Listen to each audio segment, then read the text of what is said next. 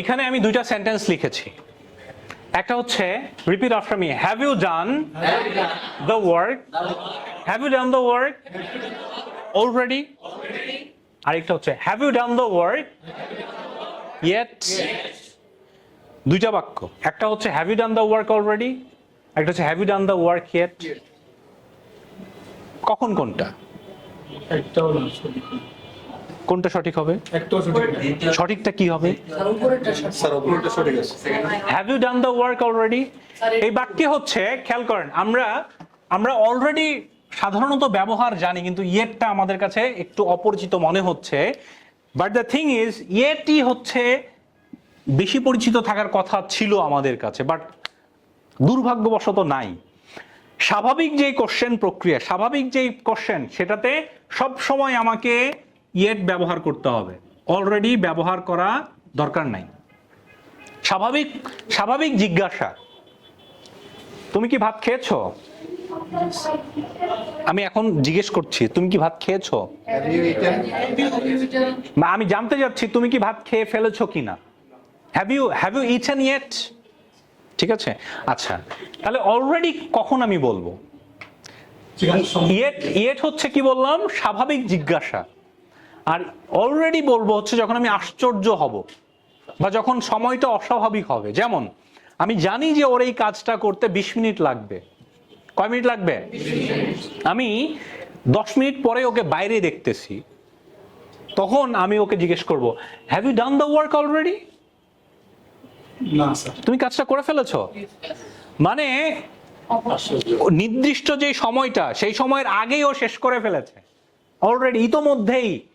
ওর time বরাদ্দ ছিল 20 minute, but or 20 minute লাগে নাই, ও 10 মিনিট বা 5 মিনিটেই ও শেষ করে ফেলেছে।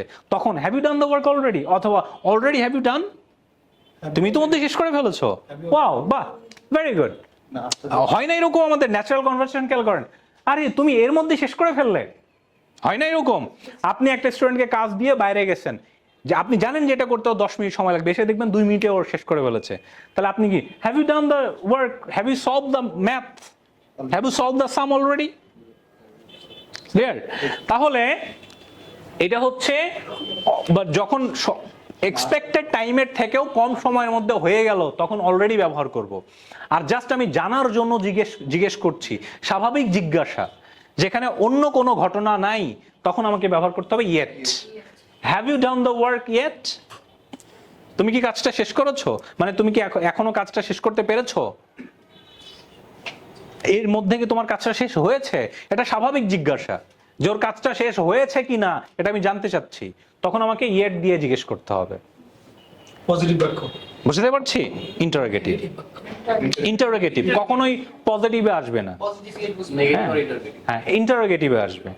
ওকে, অথবা এটা নেগেটিভে, haven't you done the work yet? এখনো কি কাজটা শেষ করোনি? তাহলে ইয়েটের আরেকটা ব্যবহার কোথায়?